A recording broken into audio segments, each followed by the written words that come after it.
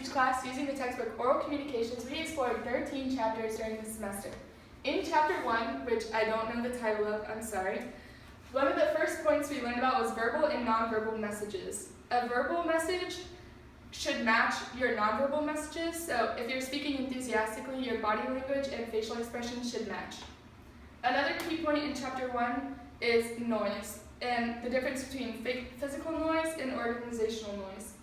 Physical noise is the sounds coming from within the environment, such as loud cars passing by, static from a microphone, or flies buzzing around.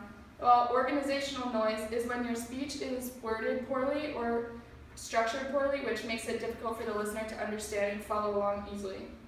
In chapter 2, perception, there were also 2 key points touched on. The first was personal brand, finding out how you want other people to perceive you and making sure that your speech follows along with that. Your body language, tone, expressions, and content can greatly affect this. And the second point was stereotyping. This can come off as very negative. A stereotype is an oversimplified idea of what a group of people are like based off of race, sexual orientation, religion, etc. This is often very insulting and untrue, so just don't do it in your speech. Chapter 3 was language, and symbols was one thing that we learned about, and symbols, the most simple symbol we have is words, and a word represents something in our mind. It's like when you say garden, you think of a plot of land with plants in it. That's basically the symbol. Garden is what that is. And words can differ in different languages, so just be careful you choose the correct symbols so as not to insult a segment of your audience. And then another key point was denotative/connotative versus connotative meaning. And a denotative meaning is a dictionary definition of a word. It's just cut and dry, verb, adjective, noun, while connotative meaning is the emotions and feelings we attach to the word. So the denotative meaning of family is all the descendants of a common ancestor, while the connotative meaning attaches emotions such as love and gratitude and affection to that word, and it takes on a new meaning. In chapter 4, nonverbal communication, one major point was kinesis, which is body movement, hand gestures, anything movement-wise that can add to a speech. It could also detriment a speech though, and it can clarify meaning and add to the content. And one example of kinesics is emblems, which are nonverbals that have specific meanings, such as like a thumbs up means good job. You need to be careful when using emblems though, because they can mean different things in different cultures. So like a peace sign in America is a good thing, it means peace, whatever. But in Australia, that's what we take as the middle finger. So be careful and be aware of your audience. Chapter 5, communicating interpersonally. In communicating interpersonally, we learned about self-disclosure, which is giving your personal information to someone. It's sharing your life story, talking about family, anything that goes beyond the professional level of conversation. And another key point that goes along with self-disclosure is monitoring self-disclosure. So people don't always want to hear about your life, don't care, or it makes them feel awkward or uncomfortable. So if people are giving you nonverbal signs, such as looking at the floor or fidgeting with their hands or looking around, they may not be comfortable with your self-disclosure, so you need to monitor that and be careful with what you share with people and make sure they are okay with it. In chapter 6, I feel like Vanna White right now. In chapter 6, relationship stages and conflict resolution, we learned that there's basically 3 main stages of relationship. The first one being contact stage, where you meet for the first time, introduce yourself, blah, blah, blah. Stage 2 is involvement. When you continue to get to know someone, you have contact on a regular basis. And then stage 3 is intimacy, which can be either romantic or friendship. And after stage 2, if you decide you want to continue to be involved with this person, that's when you move to stage 3 and have either a romantic relationship or a friendship. And then another main point in this chapter was conflict resolution. And conflict resolution is any strategy used to find a peaceful solution to a disagreement. So many can find this awkward or uncomfortable and hard to do. but it's a fact of life, so we all need to learn how to do it. And in chapter 7, initial speech prep, there are 8 components to writing a speech. So the first is the general purpose, and this is basically what genre you would like to do your speech on. So for example, I'm going to do mine on sports once again. And then stage 2 is to select a topic, so narrow it down. I would do it on soccer. And then once you narrow the topic, you need to narrow even further. So I would decide to narrow my topic from soccer to prevalent injuries in soccer. And then the next step would be to find the key. So my key would be that ACL injuries are very common in women's soccer. Next would be to write my goal statement, which is I want to inform my audience about the prevalence of ACL injuries in women's soccer and how to prevent it. And then my thesis statement would be, today I'm going to inform you about the prevalence of ACL injuries in women's soccer. I just said that 25 times. And then audience analysis. You want to make sure your audience is appropriate for the topic.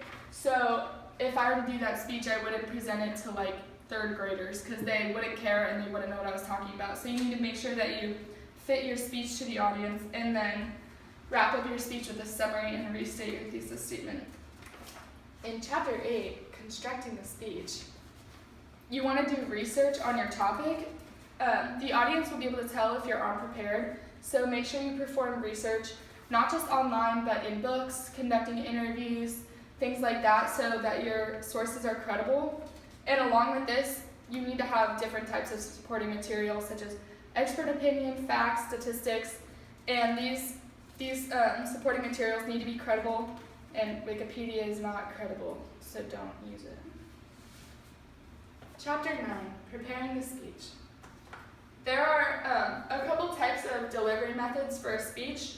There's impromptu speech, where you don't have a script, you're kind of just winging it, you don't have any prep time or an outline, and meetings and professional business offices are a good example of this. And then there's manuscript type of speech, which I'm doing now, which is a speech done where the speaker reads from a prepared document, such as note cards or an outline. And then there is memorized speech, where the speaker has had plenty of preparation time and was able to completely commit the speech to memory. I wrote it wrong here. And then another key point in chapter 9 is articulation. You need to make sure when you're speaking that you are articulating clearly with distinct syllables and that you're speaking freely and easily so that it's extremely easy to follow along and understand. In chapter 10, understanding the principles of persuasion.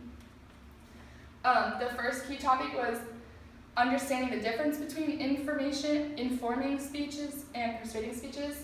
So an informational speech is a fact-based speech intended to teach its audience about a subject.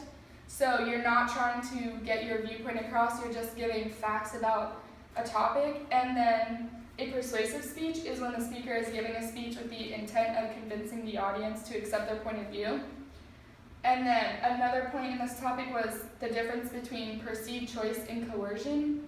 In perceived choice, you're presenting your argument and trying to persuade your audience in an acceptable way with facts that doesn't make your audience feel uncomfortable or awkward, while coercion is persuading someone to do something with force or threats or information that is not facts, and this is not okay to do in a speech at all.